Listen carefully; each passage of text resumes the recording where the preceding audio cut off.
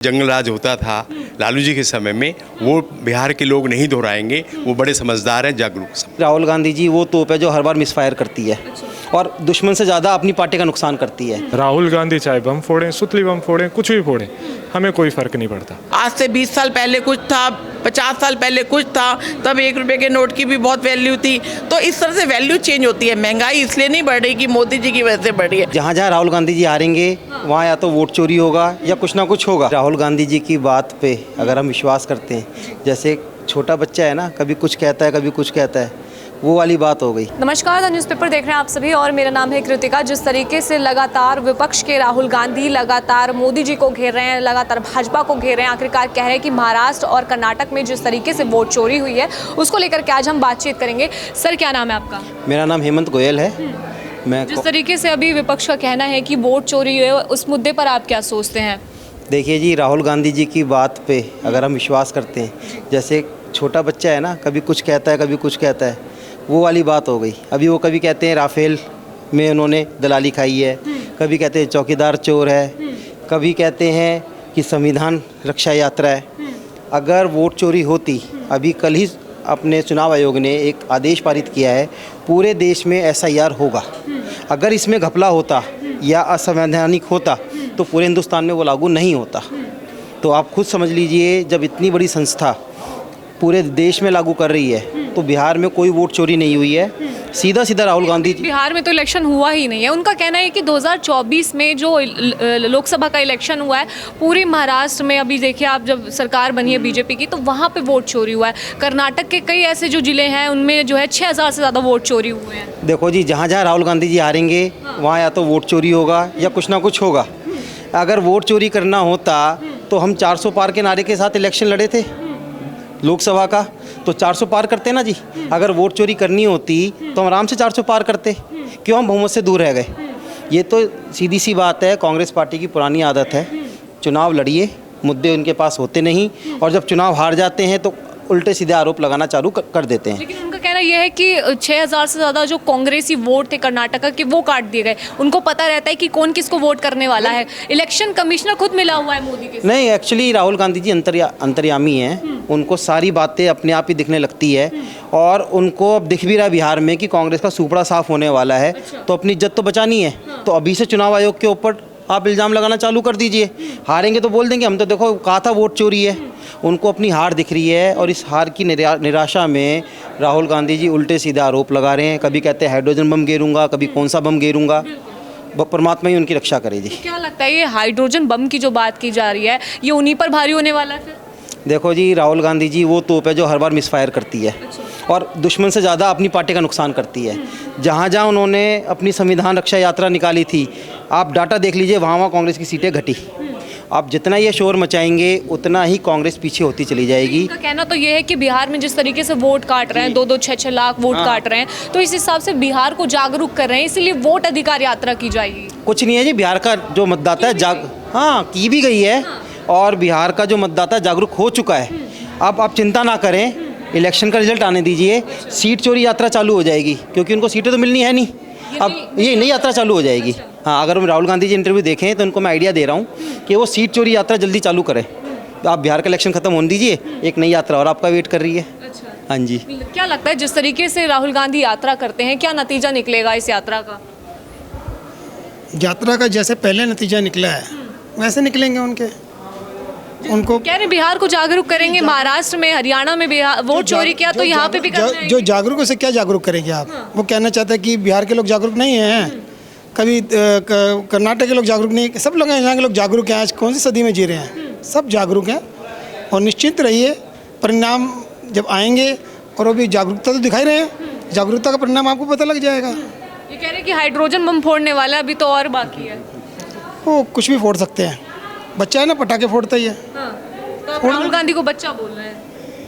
नहीं, अभी कुछ कहा जाता है। अब ये देखो, पूरा देश ही कह रहा है कि थोड़ा बचपना है युवा की, सॉरी, समय परिपक्वता आने में समय लगेगा थोड़ा। लेकिन जिस तरीके से दावा करते हैं वो तो पूरे एक तरीके से पूरे सबूतों के साथ करते हैं, कहते दावा है। सबूत होता तो आप हम लोगों से पूछ थोड़ा ना रहते, तो आप तो मीडिया में चला रहे होते कि क्या नाम है, देखो ये सबूत हमने पकड़ा है और ऐसा विश्लेषण मिला है। विश्लेषण तो आपको मिला ही नहीं, तभी तो हम लोगों से पूछने, पब्लिक से जानकारी ले रहे हैं ना। नहीं, मैं आपसे पूछना चाहती हूँ, आप क्या मैं कह रहा हूँ, नहीं आप समझिए, मीडिया इतना हमारा मतलब आज सदृढ़ है कि उसको जुड़ती नहीं है, जिसमें उसको मिल जाएंगे सबूत तो वो किसी को छोड़ता नहीं है। मीडिया भी सबूत क्या चीज़ है, सच्चाई तो सबूत बनेगी ना, जब सच्चाई नहीं तो सबूत कहाँ से आएगा। तो इसीलिए तो आप लोग सोचें कि कुछ मुद्दा निकले, कुछ बात हो तो बात सामने आए, तो क्या आएगी बात, सोचिए। आप एक चीज़ बताएं, राफेल की जब डील हुई थी, ज़ोर शोर से हल्ला मचाया था, राफेल में दलाली खाई है, राफेल में ये किया है, सुप्रीम कोर्ट में मामला गया, क्या रिजल्ट रहा जी उसका? राहुल गांधी का आज आप एक आरोप बता दीजिए सच हो। उनका जो आरोप है वो सच्चाई से परे होते हैं, वो एक अपनी अलग ही दुनिया में जी रहे हैं।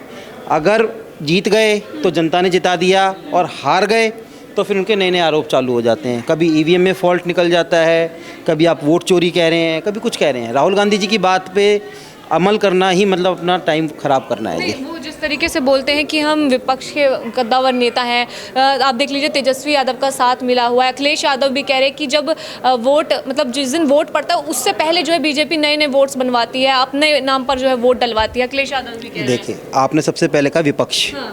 जब अटल जी हमारे विपक्ष के नेता थे और जब युद्ध हुआ था, इंदिरा गांधी जी को उन्होंने अपना विपक्ष में रहते हुए खुला समर्थन दिया था कि सरकार जो निर्णय लेगी हम उनके साथ खड़े हैं। अभी ऑपरेशन सिंदूर हुआ, कौन सा विपक्ष का नेता भारत सरकार के साथ खड़ा हुआ जी? वो तो उल्टा हम लोगों से सबूत मांग रहे हैं। तो जो पार्टी, जो व्यक्ति अपने देश के लिए ईमानदार नहीं है, हम उसकी बात पे क्या विश्वास करें? तो कुछ नहीं है, उनके उल्टे सीधे आरोप हैं और कुछ नहीं है, ना कोई वोट चोरी हुई है, सिर्फ उनको अपनी हार दिख रही है। उस हार का अभी से कवरअप चालू हो चुका है और कुछ नहीं है। नतीजा क्या निकलेगा इसका? बिहार में भाजपा एनडीए की सरकार आ रही है, अच्छे बहुमत से आ रही है, और कांग्रेस अपनी लोवेस्ट एवर सीट जीत रही है वहाँ पे, वो उनको दिख रहा है। कहीं ऐसा ना हो कि वोट चोरी के चक्कर में जीरो ही ना आ जाए उनके पास। क्या कहेंगे आप सर, जिस तरीके से वोट चोरी की बात हो रही है, हाइड्रोजन बम की बात हो रही है, तो क्या लगता है ये हाइड्रोजन बम किस पे भारी पड़ेगा? देखिए, बम के बारे में तो नहीं कहूँगा, बट जागरूक हैं बिहार के लोग, और वो दोबारा जंगल राज नहीं आने देंगे, ये क्लियर मान के चलिएगा आप। नहीं आएगा। हाँ, जो पीछे जंगल राज होता था लालू जी के समय में, वो बिहार के लोग नहीं दोहराएंगे। वो बड़े समझदार हैं, जागरूक। लेकिन विपक्ष के जो खुद के नेता हैं राहुल गांधी, वो कहते हैं कि नीतीश सरकार ने जो है जंगल राज बनाया है, पलायन की समस्या को नहीं रोक पाए। नहीं, वो तो एक पौधा ही ऐसा लगा दिया। अब उस पर जो पौधा जैसा लगाओगे तो पेड़ तो वैसे ही होगा ना। अगर आप ये बताइए, अगर किसी चीज़ का पौधा आपके, मान लो आपने पेड़ लगाया बबूल का, तो आम कहाँ से हुए? आपने पिछले शुरुआत के जब बेस ही मजबूत नहीं बना पूरी स्टेट का, स्टेट में रोज़गार नहीं है, इंडस्ट्री नहीं है, तो एक आम आदमी को तो अपना परिवार पालने पोषने के लिए उसको स्टेट छोड़ के जाना पड़ेगा ही नहीं पड़ेगा। तो इसलिए अभी तक पर्यावरण। लेकिन अब वो लोगों के बीच जाते हैं, समझते हैं उनकी समस्याओं को, इसीलिए चाहते हैं कि बिहार में जो है परिवर्तन की ज़रूरत है, एक ऐसा नया चेहरा होना चाहिए जो बिहार को संभाले। आप क्या समझते हो कि 9वीं पढ़ा हुआ आदमी सीएम अच्छा से ला देगा स्टेट को? एजुकेशन की कोई वैल्यू नहीं है क्या? नहीं है क्या कोई वैल्यू? आप बताइए ना। तो बस एक सीएम अगर फेस बन रहा है और जिसको भी आप मान रहे हैं, तो वो 9 और 10 क्लास पढ़ा हो तो वो चला देगा क्या? बढ़िया। उसकी एक एजुकेशन का अपना एक स्टैंडर्ड होता है, एक स्तर होता है। जो पढ़ा लिखा बच्चा होगा, पढ़ा लिखा मनुष्य होगा, उसकी तो सोच अलग होगी। सर, क्या नाम है आपका? अनुज शर्मा। सर, क्या कहना चाहेंगे जिस तरीके से हाइड्रोजन बम की बात हो रही है और लगातार विपक्ष कह रहा है? सारी मनगढ़ंत कहानियाँ हैं इनकी, ठीक है। और राहुल गांधी जी कितना ही बोलते रहेंगे, आप लोग भी सुनते रहेंगे। जिसे जीतना है वो सबको पता है, आपको भी पता है। जनरेशन बहुत आगे बढ़ चुकी है, ठीक है ना। अब लोगों को, जो आम जनता है, उन्हें मोदी जी की भी योजना है, आपको पता है कि जागरूक लोग हैं। ये अब किसी के कहने पे नहीं चलेंगे। राहुल गांधी चाहे बम फोड़ें, सुतली बम फोड़ें, कुछ भी फोड़ें, हमें कोई फ़र्क नहीं पड़ता। जो हमारे देश के लिए बहुत अच्छे से काम कर रहे हैं, हम लोगों को अच्छे से रोटी दिलवा रहे हैं, रोज़गार दिला रहे हैं, नौकरियां दिला रहे हैं, नई नई युवाओं के लिए योजनाएं बना रहे हैं। अभी भी आपको पता है 15 अगस्त पे मोदी जी ने नई योजना बनाई थी युवाओं के लिए। तो यही सारी चीज़ें हमारे लिए बेनिफिशियरी हैं, और मुझे नहीं लगता कि हम अपने मोदी जी के लिए कोई भी चीज़ गलत सुनना चाहते हैं। तो योजनाएं हो गई, लेकिन जिस तरीके से वोट चोरी के आरोप लग रहे हैं, उस पर आप क्या कहना चाहेंगे? देखिए, वोट चोरी के आरोप जो भी आप बात कर रहे हैं, ये वोट चोरी के आरोप, अगर वो जीत ही नहीं पा रहे हैं, अगर वो कुछ उनके लिए कोई ऑप्शंस ही नहीं क्रिएट हो रहे हैं, तो वो अपनी साइड से एक गलत चीज़ें, बैकअप का जो है प्लान तैयार है कि अगर हार गए तो बोल देंगे वोट चोरी हुआ है। ये आपको तो सच पता ही है। नहीं, आप तो तभी बोल रहे हो। आपके क्वेश्चन, आपके आंसर एक ही हैं।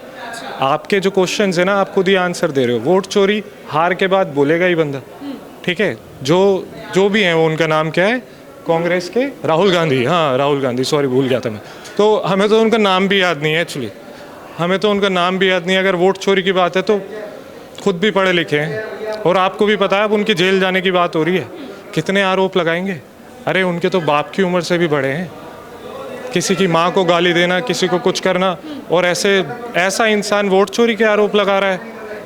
और कितनी भी कहानियाँ हैं, गढ़ते रहो। अभी बिहार में कौन जीतेगा आपको भी पता चल जाएगा, और बहुत ज़ोरों से दिल्ली में भी आवाज़ गूंजेगी, बिहार में भी गूंजेगी, और आप भी हम वहीं मिलेंगे मोदी जी के साथ। जैसे अभी लोकसभा का इलेक्शन हुआ, हरियाणा का हुआ, महाराष्ट्र का आपको हुआ, एक चीज़ तो इन बताओ। सभी में भी ये कहा गया कि 2-2 लाख फर्जी वोट बनाए गए, एंड टाइम पे जो है बीजेपी ने वोट डलवा दिए, इस तरह की बात आई। देखिए अभी ऐसा क्यों हो रहा है? जब इनकी सरकार थी तब तो ऐसे क्वेश्चंस नहीं आ रहे थे, तब तो ये सारी चीज़ों को दबा रहे थे। ये तो बनाई हुई कहानियाँ हैं, अब बना रहे हैं क्योंकि जीत नहीं पा रहे हैं। और ये अभी रिसेंट आपने न्यूज़ में भी देखा होगा कि जो भी हैं, ये दोबारा नाम भूल गया हूँ, कांग्रेस के राहुल गांधी, इन्होंने बोला लोकतंत्र को मैं सपोर्ट नहीं करूँगा। ऐसे बोलना चाहिए था उन्हें, मैं सहायता नहीं करूँगा, मैं मदद नहीं करूँगा, मैं इसमें काम नहीं करूँगा, ऐसे बोलना चाहिए था। वो तो कहते हैं चुनाव आयोग भी बिक गया है। अरे बिक गया है, उन्होंने खरीदा है। मोदी जैसा कहते हैं, इशारों पर अरे कैसे चलता है? मोदी जी कहते हैं कि जो भी जनता है ना, अपने हिसाब से चले, जागरूक बने, एकता से चले। रिलीजन मोदी जी आगे नहीं बढ़ाते। मोदी जी कहते हैं जो भी रिलीजन है सारे मिल के चलो, ठीक है। ना वोट चोरी, ना कोई चोरी, ना बम, ना कोई। मोदी जी के मुँह से कुछ नहीं सुनने को मिलेगा आपको। सारे ये जो भी हैं टुकड़े, अब आगे मैं नहीं बोलना चाहता, बस ख़त्म है इन लोगों की कहानी, और अब दोबारा स्टार्ट नहीं होगी। मोदी जी का जन्मदिन है, happy birthday to Modi ji, I love you Modi ji. Ma'am क्या नाम है आपका? मैं बबीता खन्ना, प्रीतवार से पूर्व निगम पार्षद। जी मैम, जिस तरीके से अभी राहुल गांधी लगातार ये कह रहे हैं कि बीजेपी जो है वोट चोरी करती है, महाराष्ट्र में इस पर जो है सरकार बना ली, हरियाणा में सरकार बना ली, तो कैसे देखते हैं आप इस बात को? देखिए, कोई अगर तरक्की कर रहा है और पूरी जनता उसे सपोर्ट कर रही है तो कुछ ना कुछ बात तो उसमें है।